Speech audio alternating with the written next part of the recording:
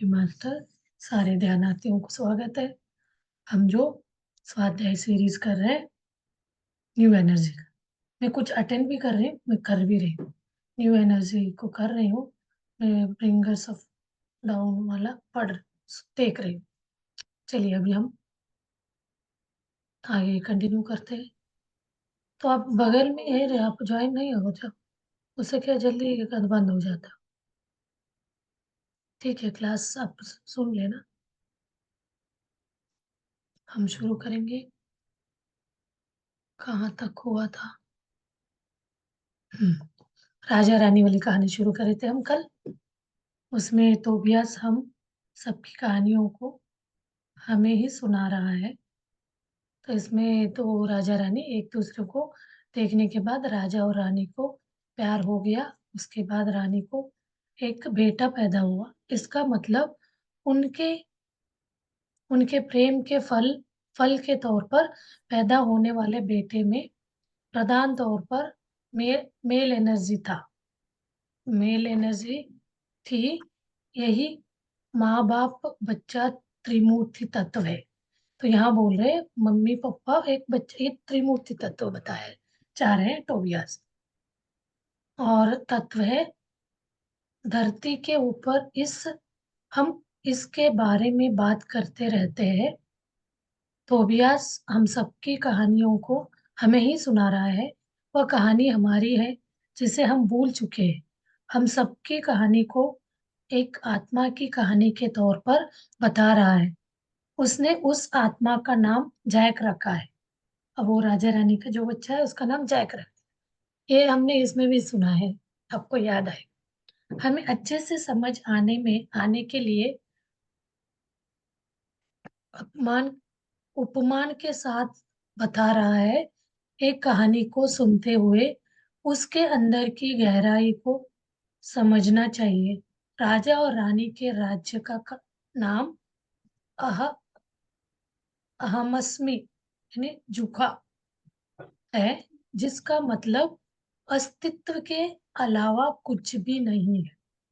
उसका अहमस्मी का मतलब होता है जुका, उसका मतलब अस्तित्व के अलावा कुछ भी नहीं है। इसलिए उस राज्य का नाम मैं हूं है। मैं हूं है।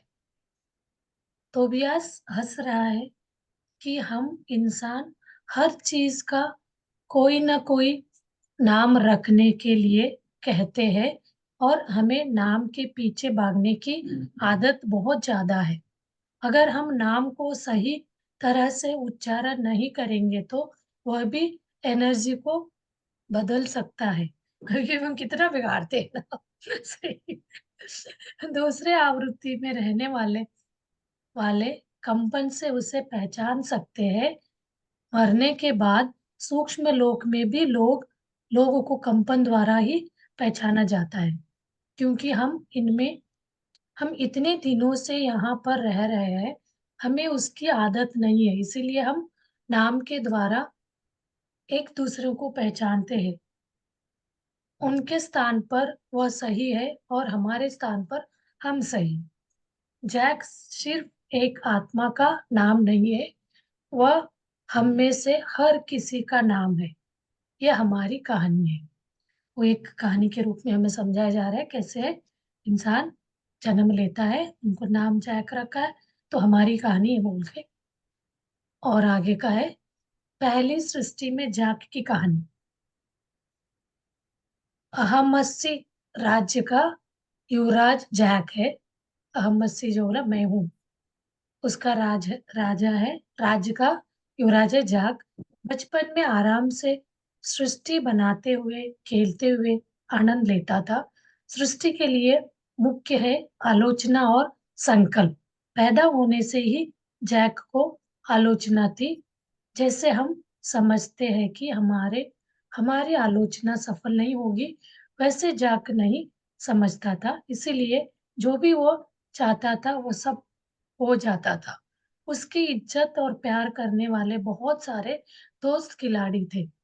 जिन आत्माओं का आविर्भाव हुआ है, ये मैनिफेस्ट हुआ है, उनमें जैक जैसी सूचन आत्मकथा है। उसकी वजह से सृष्टि का निर्माण शुरू हुआ है। ओरिजिनल परमात्मा ने आत्माओं को बनाया तो आत्माओं ने सृष्टि का निर्माण किया। पहली सृष्टि में गैलेक्सिया है और कई तरह के लोक है, लेकिन सब जगह एकता है। यही जैक का असली घर है। यहीं पर जैक सृष्टिकर्ता के रूप में रहता था। हर वक्त नए अनुभव के लिए कोशिश करता रहता था। कोशिशों की वजह से और प्रयोग की वजह से भगवान और पहली सृष्टि सृष्टि का विस्तार होता गया। ये ओरिजिनल सृष्टि है। जैक के अंदर कुछ सृजनात्मक शक्ति और क्षमता थी। कुछ शब्द सही नहीं है, लेकिन फिर भी इस दशा में इससे ज्यादा नहीं बोल सकते। पहली सृष्टि में जैसे सृष्टि संभव हो सकती है, उसी तरह की क्षमता भी वहां की सृष्टि में सिर्फ एकता के लक्षण थे। वहां उसने अकेले ही सृष्टि को बनाया। नए नए नए डायमेंशन इन आयाम का निर्माण किया।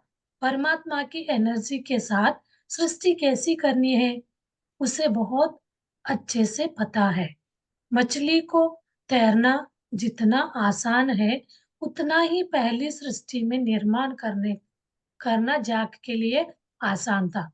हंसते खेलते हुए उसने सृष्टि का निर्माण किया। उसके लिए सृष्टि बनाना एक खेल के बराबर था।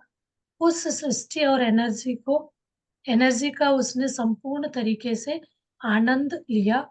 जब जैक अपनी सृष्टि में खेलता था तो उसे देखकर परमात्मा खुश हो जाता था। स्पिरिट को भी बहुत खुशी महसूस होती थी। हमस्सी राज्य के युवराजा की तरह जैक बहुत खुशी से जी रहा था। बचपन से ही जैक नए नए अनुभवों के पीछे भागता था। खेलने के लिए और सीखने के लिए वह तरह तरह के बय, बयान करते हुए, नए अनुभव महसूस करते हुए प्रगति को हासिल करता था। पुरुष एनर्जी को प्रधान रूप से खोज करते हुए प्रयाण करने का लक्षण होता था। राज्य में भी पुरुष एनर्जी में बल और स्थिर तत्व थे। सफर करने का विचार इस एनर्जी से ही आता है। जाग का सफर सिर्फ जाग के लिए नहीं था, वह राजा रानी के लिए और स्पिरिट के लिए भी था। उसने दूर होने पर भी उनके साथ उसका संपर्क होता रहता था। इसीलिए जाग के विचार और अनुभव का निचोड़ उन्हें मिलता रहता था। जो उनकी आशा है वो जाग को मिलती थी और उसके अंदर के सहज विचार बदलते रहते थे। लेकिन बाहर उसे ऐसा लगता था कि उसका सफर सिर्फ उसके लिए है। जब एकता में होते हैं तो जो हमें लगता है वह करते जाते हैं। यह नहीं सोचते कि हम वह सही है या गलत। इसकी वजह से दुख और लड़ाई के लिए एकता में जगह नहीं है। यहाँ आनंद के अलावा और कुछ नहीं है। जब दुख नहीं होता तो आनंद समझ में नहीं आता। कुछ भी करने पर गलत बोलने वाले पहले सृष्टि में नहीं होते। इसीलिए गलतियां पकड़ने वाला कोई नहीं है। सब लोग गलत व्यवहार नहीं करते। पाप लगने का डर नहीं होता। डर का मतलब भी नहीं पता होता। चिंता के बिना ऐसे एकता में सृष्टि का निर्माण हुआ। एक सृष्टि का निर्माण हुआ। अब जाग की यात्रा। जैसे जैसे जाग बड़ा होता गया, वह बहुत ज्यादा सफर करने लगा। राज्य के केंद्र से बहुत दूर रहने वाले छोटे गांव तक जाता था। यह दूरी कहीं मील नहीं होती थी। वह विदेशों में रह, कंपन के विदेशों में रहने वाली दूरी थी। जैसे जैसे केंद्र से दूर होते जाएंगे वैसे नवीनता रहती है। उसी सृष्टि में ग्रामीण प्रांत जैसे शांत और दूर रहने वाली दुनिया थी। जाक वहां के स्थानीय लोगों को मिलने लगा। एक नए प्रदेश और अवकाश और दुनिया के वातावरण को उसने देखा। वह लोग उसके राज्य के ही थे, लेकिन उसे वह नए और अलग लगे। राज्य के सर सरहद में नए तरह के पेड़ और जानवरों को देखकर बहुत खुश हुआ। जो वह पता पता कर रहा था वह उसे बहुत पसंद आया। थोड़ी देर भी वह आराम नहीं करता था। जो प्रदेश उसने पहले कभी भी नहीं देखे थे, उन्हें ढूंढता रहता था। जो लोग उसे दिखते थे उनसे उनके साथ दोस्ती करता था। एकता एकता है, लेकिन उस एकता की स्थिति में भी वैविध्य है। हर एक आत्मा के द्वारा किसी न किसी तरह की सृष्टि होती रहती है। जैक ने सृष्टि को बाहर के किनारों की ओर धकेलना शुरू कर दिया। मतलब सृष्टि को और विस्तार करता गया, अपने अनुभवों की स्पिरिट तक पहुंचता गया। उसके द्वारा स्पिरिट बहुत कृतज्ञता और गौरव के साथ अपने ज्ञान को बढ़ाती गई। स्पिरिट मतलब यहाँ भगवान एक हायर वाले बताया। सृष्टि के बारे में हमें एक विषय समझना चाहिए। वो एक बार शुरू होने के बाद आनंद रूप से आगे बढ़ती ही रह जाती है। एक विशिष्ट कोण में सृष्टि हो रही है, मतलब किसी एक दिन ठहराव ठहराव पर भी पहुंच जाएगी। जब कुछ भी नया जानने का पता करने की जरूरत नहीं, लोग इसीलिए सृष्टि की ठहराव की दशा आएगी इसीलिए सृष्टि की ठहराव की दशा आएगी।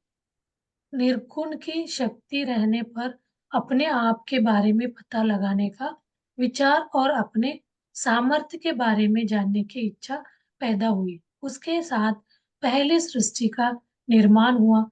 एकता में हुई सृष्टि किसी न किसी दशा आने पर नवीनता नहीं होने की वजह से ठहराव की दशा पर जाएगी। राज्य में जो कुछ भी है वो सब एकता है। वो सब एकता अभिव्यक्त करता है। मतलब वहाँ वहाँ पर परम्पर व्यक्ति व्यत- व्यतिरेक भावनाएं नहीं दिखाई देती। जो कुछ भी हुआ है वह सब एकान्मुखी बहिर्मुख बहिर्मुखी अभि अभिव्यक्त करना है। पहली सृष्टि के बहिर्मुखी प्रकाशन में रहना सही है। इसका एक फल के साथ उदाहरण देंगे तो अच्छे से समझ में आएगा। फल छोटा होता है, वह पहले अपने आकार में बड़ा होता है। इतना जितना उसे बढ़ना चाहिए, इतना बढ़ने के बाद उस आकार को और दशा को पा लेने के बाद वह अंदर से पकना शुरू होता है। ठीक इसी तरह श्रुति पहले बहिर्मुखी बढ़ती गई। सृष्टि किसी न किसी कोण से आगे बढ़ने की कोशिश करती ही रहती है। इसीलिए अब अंतर्गत दिशा में विस्तार होने की तरफ मुड़ गई है। लेकिन घर पर प्यार की वजह से या घर में आनंद की वजह से स्पिरिट को ऐसा लगा कि अंतर्दृष्टि से देखने का समय आ गया है। तभी द्वंद्व तत्व रवाना हुआ। आखिरी अनुभव, द्वंद्व तत्व की पैदाइश को आत्माओं ने कैसे महसूस किया, इसे इसे तोबियास एक कहानी के रूप में हमें बता रहे हैं। द्वंद्व ने अलग अलग सोचा। कहानी में नायक जैक है। उसकी कहानी हर एक की कहानी है। जैक ने युवा दशा में कदम रखा। जल्द वह राज्य का अधिपति होने वाला है। ये बात उसे पता था। उसे पता था कि उसकी हिंसा सिंहासन पर बैठने का वक्त अब आ गया है।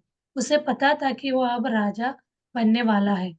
जाक ने समझा कि राजा बनने के बाद राजभवन में हमेशा के लिए रहकर पालन करने से पहले एक आखिरी अनुभव के लिए जाकर आऊं।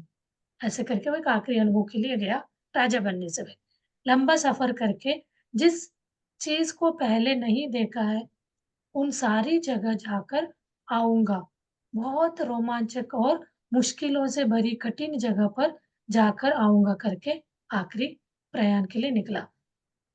ध्यान करते समय इस बार के प्रयास में उसने अपने साथ किसी को भी न ले जाने का निर्णय किया। यात्रा से पहले एक छोटी सी पोटली लेकर आधी रात में अपने भवन से बाहर निकल आया। जिस जिस सॉरी जिस प्रदेशों में वह पहले गया था उनके द्वारा गुजरता गया। जिन ग्रामीण प्रांतों से उसे परिचय था उनसे गुजरता गया। राज्य के नए प्रदेशों में पहुंच गया। वह जगह बहुत रोमांचक और अलग होने पर भी अहमसी राज्य के सरहद के अंदर ही थी। लेकिन जैक वहां नई नई चीजों को देख रहा था। सवाल यह है कि फिर एकता कैसी हो सकती है? विविध दिशाओं में विस्तार ही होना ही सृष्टि का प्रधान उद्देश्य है। सब आत्मा एक ही प्रकार से सोचेंगे तो सृष्टि कब तक बढ़ेगी? हाँ, अब एक माँ बाप को पैदा होने वाले 3 बच्चे एक ही तरह नहीं बड़े होते हैं ना। हाँ, हर कोई अलग अलग कोण में विकास होता है। ठीक इसी तरह पहली सृष्टि में आत्माओं ने विविध रूप से सृष्टि बनाई जिसकी वजह से आत्मा के अनुभवों में भी विविधता पैदा हुई। जो हुआ उसके बारे में विश्लेषण करते हुए नई चीजों का निर्माण करने में सृष्टि ने और एक कदम आगे बढ़ाया। तेजो तत्व कंपन का स्तर कम होकर तेजो तत्व का निर्माण हुआ। उसके बाद पहले कंपन से हो रहा था, वाइब्रेशन से, अब तेजो करके एक दूसरा तत्व आया। मतलब एक ही जैसे होगा तो कैसे इसका ये होगा? कोई झगड़ा नहीं, कुछ नहीं, बिल्कुल एक सा रहेगा। तो जैसे 3 बच्चे एक सा नहीं हो पाते, वो वाली बात कहते हुए एक नए इसमें सोच में आए तेजो तत्व। तो तेजो तत्व का निर्माण हुआ। ऐसे कांति का स्तर कम होने तक कोई रूप का निर्माण हुआ। यह रोशनी हमारी भौतिक आंखों से जो हम देखते हैं वह नहीं है, बेहतर कंपन के द्वारा दिखने वाली कांति है। ऐसे कांति के साथ निर्माण होने वाले उस रूप को द ग्रेट सेंट्रल सन या सहा महातेजो तेजो केंद्र या सूर्य केंद्र के नाम से बुलाया जाता है। तेजो तत्व में रहने वाला भगवान ही ये महातेजो केंद्र है। यह दृश्यमय सृष्टि का प्रस्ताव है। तेजो तत्व के निर्माण के बाद वायु तत्व में रहने वाली आत्माओं के कांति के शरीर को पाया। तो वायु तत्व का क्रांति को शरीर ने पाया। उसके कंपन की तेजी कम होकर क्रांति का शरीर कांति का शरीर तैयार हुआ। कांति शरीर का मतलब रोशनी वाला एक सर, 2 पैर और 2 हाथ वाली आकृति को कल्पना करेंगे तो वह आपकी भूल होगी। जैसे आकाश में नक्षत्र बिंदु की तरह दिखती है, ठीक उसी तरह का कांति बिंदु कांति के स्तर पर आत्मा का रूप है। कैसे आत्मा बढ़ती जाए।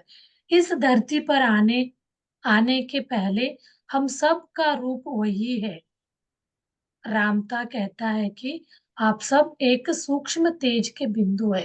रामता बुक में, व्हाइट ऑफ रामता बुक में बताया गया, आप सबका सूक्ष्म तेज एक बिंदु है करके।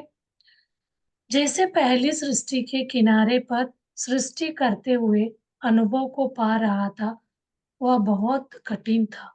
एकत्व में ना खुशी है ना कष्ट वाली भावना। इसका मतलब द्वंद्व द्वंद्व तत्व की गंध शुरू हो चुकी है। मतलब अलग एकत्व से द्वंद्व में आ रहा है।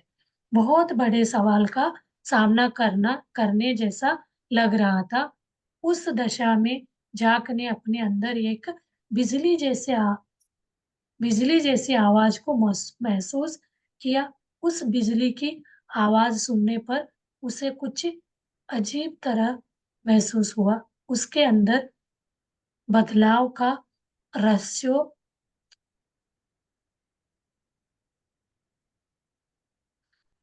रहस्योद्घाटन रहस्योद्घाटन होना शुरू हुआ।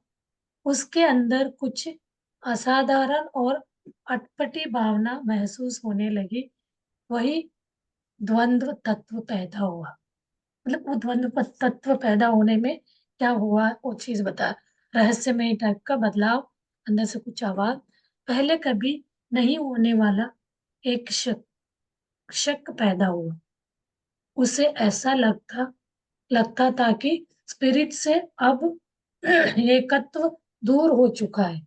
मतलब स्पिरिट से हमारा एकत्व भाव दूर होता जा रहा है और रिश्ता टूट चुका है। उसे ऐसा लगता था कि अतीत में वह सबके बारे में जो सोच रहा था वो अब सही नहीं है, एकत्व नहीं है, और जो कुछ भी है वो सब परस्पर विरुद्ध द्वंद्व है। ऐसा उसने पहली बार महसूस किया। उसका विपरीत उसका स्पिरिट पर अब कंट्रोल नहीं रहा। आत्मा भगवान से उसका कंट्रोल हटता गया।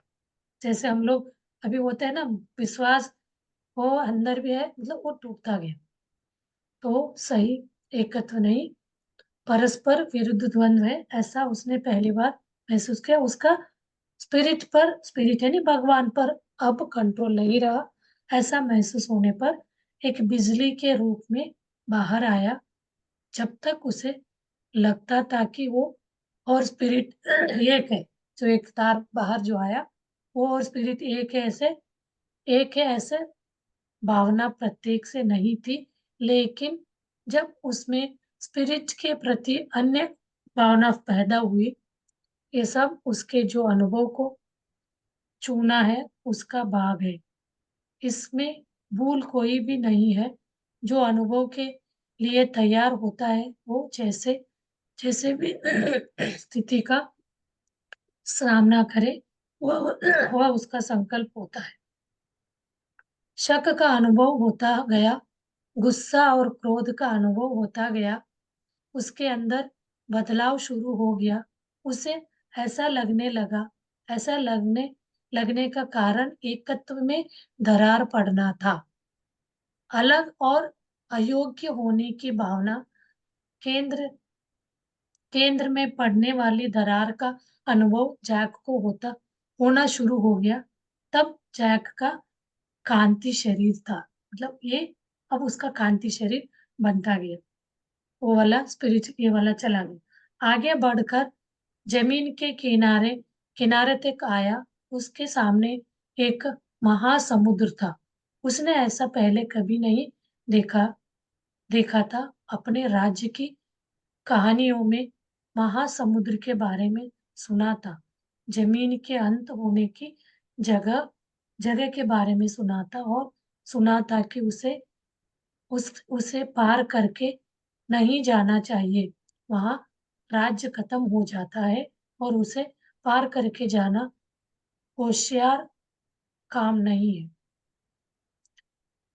एक तत्व के समाज में उनको पहले किसी और को आया था, इसलिए उन्होंने कहा कि ऐसा जाना होशियार काम नहीं है। आयाम समझना अगले कदम का आरंभ है। तो उसका 3D मतलब ये डायमेंशन बोलते हैं ना, वो आयाम को समझना अगले कदम का आरंभ है। उस आयाम को पार करने का विचार आया। मतलब उस व्यक्ति का अतीत बड़ा हुआ। उस द्वंद्व तत्व का जाग ने मजा चखना शुरू किया। इसे देखकर हमें ये समझना चाहिए कि मूल में बदलाव सिर्फ आत्माओं के चाहने पर आता है, ना कि परमात्मा अपने आप इस सृष्टि के लोगों को उपहार की तरह देता है। जैक सारी रात सोए बिना सोचता रहा। जिस कंपन के स्तर पर वह था, उच्च आकृति आवृत्ति में निद्रा नहीं होती है। यहाँ यह यहाँ कहने का मतलब यहाँ की यह है कि जाक इतना ज्यादा सोच रहा था कि उसे निद्रा नहीं आ रही थी। जाक ने सोचा कि आगे कदम बढ़ाए या नहीं, समुद्र के ऊपर से सफर करूं या पीछे पलट कर घर चला जाऊं। इसके बारे में जाक अपने आप से चर्चा में लगा। अब आखिरी इसके लिए आया था अनुभव करने। हाँ, वह ऐसा था कि अगर वह घर वापस लौटता भी तो उसका मन स्थिर नहीं होता। इसीलिए उसने दूसरे दिन छोटी सी नाव तैयार करना शुरू किया। इसका मतलब जो एनर्जी की जरूरत थी उसे उसने तैयार कर लिया। एनर्जी, एक से दूसरी जगह जाना, उसका वो था प्रायोरिटी अभी। उसके लिए एक एनर्जी नाव तैयार करके जाने लगा। क्या मुझे जिस जगह पर नहीं जाना चाहिए उस जगह पर जा रहा हूँ? क्या मैं पवित्र नियम को पवित्र नियम को तोड़ रहा हूँ? ये सब सोचकर पेट में दर्द होने पर भी समुद्र के सफर पर रवाना हुआ। कहानी में नाव का मतलब अपने आप को तैयार करना यहाँ बताया गया। नाव यानी वो जाने में आगे बढ़ा, समुद्र पर रवाना हो गया। ना ना करते उसका राज्य खत्म हो रहा था, फिर भी उसने एंटर कर दिया। वो समुद्र एक नए तरह की एनर्जी थी। ऐसी एनर्जी को उसने पहले कभी अनुभव नहीं किया था। जहां जैसे वहां गया, बहुत दिनों तक उसने सफर किया, सब कुछ ठीक लगा, लेकिन जाग के मन में कहीं कुछ तकलीफ थी। उसकी तकलीफ और ज्यादा हो गई। उसे लगा कि कुछ होने वाला है। ऐसा कह सकते हैं कि अब तक कुछ भी नहीं होने की वजह से ही जैक को थोड़ा बोरिंग महसूस हुआ। आग की दीवार। ऐसे सफर में एक शांत ऐसे सफर में एक शांत दोपहर को उसे कुछ दूर पर एक बड़ी आग की दीवार उसके सामने समुद्र से ऊपर की तरफ उठते हुए दिखाई दी। जिस रास्ते पर वह जा रहा था उसके क्षितिज पर वह दीवार खड़ी हुई थी। दीवार और उसके उत्पीड़न को देखकर जाक बहुत डर गया। उसने वापस लौटकर जाने के लिए चप्पू को पीछे पलटना शुरू किया।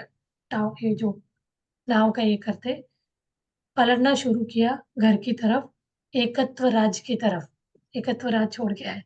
लेकिन वह आग की दीवार उसे अपनी तरफ बहुत जोर से खींच रही थी। जैक बहुत कोशिश करने पर भी उससे दूर नहीं जा पा रहा था और बचकर भाग नहीं सकता था। जिस खोज में खोज के मार्ग को जैक ने शुरू किया, उसमें आग की दीवार बहुत जरूरी पड़ाव था। वह कैसे बचे? दीवार के पार होने पर उसकी गर्मी और संकट का पता लग रहा था। उसे पता था कि उस दीवार के अंदर संकट है। जैक चप्पू चलाते हुए चिल्ला रहा था। मसी राज वापस लौटने की कोशिश कर रहा था, लेकिन वह दीवार उसे अपने अंदर खींच रही थी। उसके बहुत कोशिश करने पर भी कुछ फायदा नहीं हुआ। तभी जैक को असली दर्द के बारे में पता चला। लेकिन उस आग की दीवार के पार क्या था? जैक को ये अनुभव बहुत अजीब लगा। पहली बार उसे अपने आप पर काबू नहीं था। उसे इस तरह महसूस हुआ कि उसके अंदर कुछ तो टुकड़ों टुकड़े में विभाजित किया जा रहा है और वो वो टूट रहा है। जब वो अपने राज्य में था तो युवराज की तरह रहता रहता था। जब वो उस दीवार के जरिए गुजर रहा था तो उसके मूल को जलाकर खाक कर दिया। उसे संघर्ष, दुख, कष्ट और तकलीफ ये सब महसूस हुआ। यह उसके लिए बहुत तकलीफ वाला अनुभव था। उसे नकारात्मक भावनाएं पहली बार महसूस हुई जब वो अपने जब वो अपने राज्य में था तो इसके बारे में उसे कभी भी नहीं पता था। कभी नहीं होने वाली अपराध भावना और कुछ गलत हो करने जैसी भावना उसके अंदर पैदा हुई जब वो उस दीवार के द्वारा अंदर जा रहा था। तो अब आगे का खंड पढ़ेंगे। चलिए अभी हम ध्यान में बैठते हैं। ये तो सृष्टि की रचना जब हुई ऐसे, अब ये एकत्व स्पिरिट से वो द्वंद्व में आ रहा है। अभी हम द्वंद्व के इसमें ही एक हो ये सही वो सही वाली बात कि मास्टर्स अभी हम ध्यान करते हैं। ध्यान से ध्यान करने से पहले आपको जैसे पता है टेक्निक, हाथ पैर को लॉक करिए, सहज स्थिति में बैठिए, आरामदायक स्थिति, आती जाती श्वासों को देखते हुए पूरा शरीर पे ध्यान लगाइए। सारे कहीं पे भी तनाव है तो उसको तनाव मुक्त कराइए। धीरे धीरे म्यूजिक लगाइए।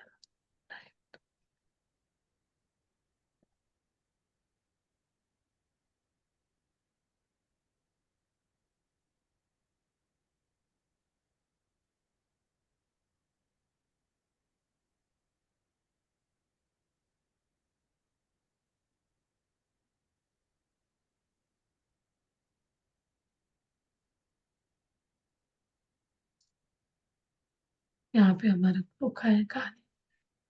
ये न्यू एनर्जी कन्नड़ सब लैंग्वेज में पढ़ सकते हैं।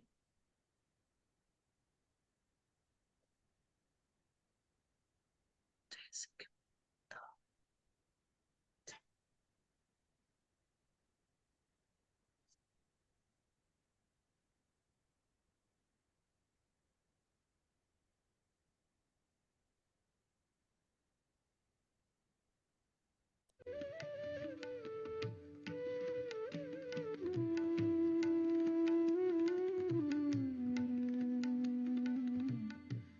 आती जाती श्वासों के साथ बने रहिए। श्वासानुसंधान यानी श्वास के साथ अनुसंधान होते जाए।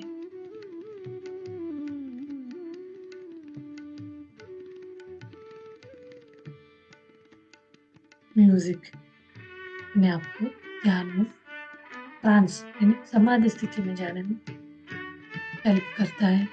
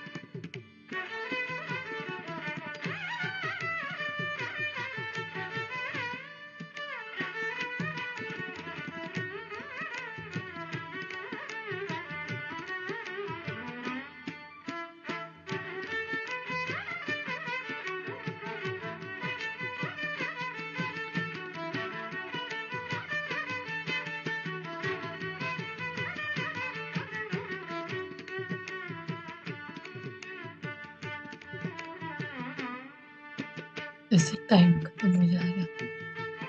मैं सेशन क्लोज करूँगी यहाँ पे फ़ोन जानकर, ठीक है? ऐसे आराम से टाइम लेके ध्यान से बाहर आ जाइए।